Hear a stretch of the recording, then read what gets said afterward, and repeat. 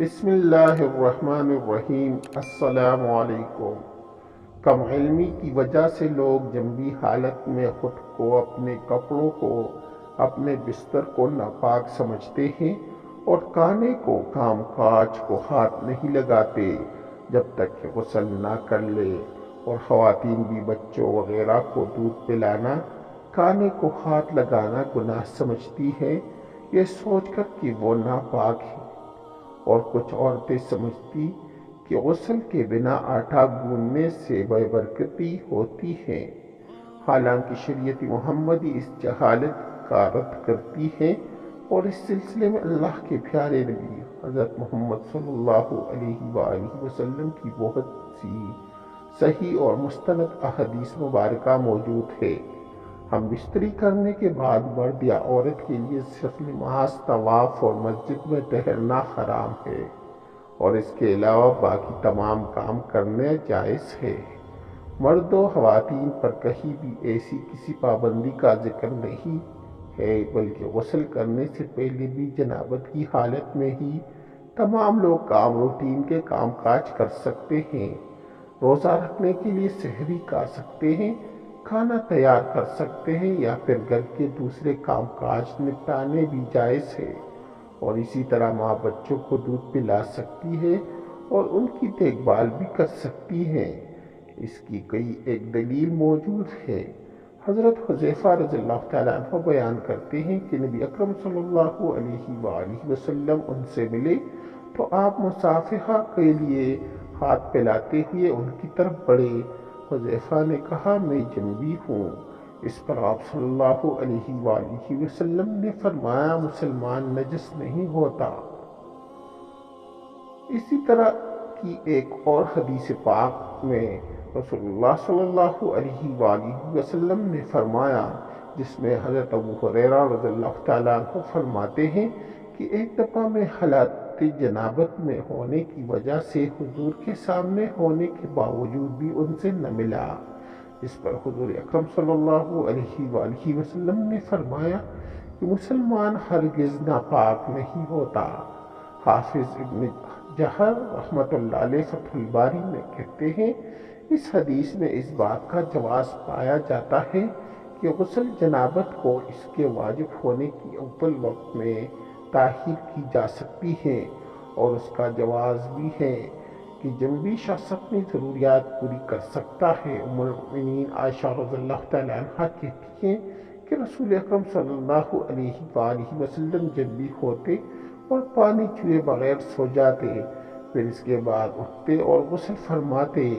کسی نے حضرت عائشہ رضی اللہ تعالیٰ عنہا سے سوال کیا کہ اے عائشہ رضی اللہ تعالیٰ عنہا، حضرت محمد صلی اللہ علیہ وآلہ وسلم ہم بستری کر کے نہا لیا کرتے تھے یا ویسے ہی سو جایا کرتے تھے؟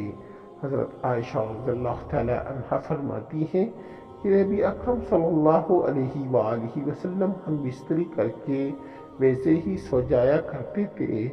جب مؤذن رسول اللہ صلی اللہ علیہ وآلہ وسلم فجر کی اذان دینے کے لیے آتے تھے تو حضرت محمد صلی اللہ علیہ وآلہ وسلم غسل کر کے جسم کو خشک کرنے کے بغیر ہی مسجد میں تشریف لے جاتے اور نماز فجر کی جماعت کرواتے، اور میں گھر میں آپ صلی اللہ علیہ وآلہ وسلم کی آواز سنتی رہتی تھی۔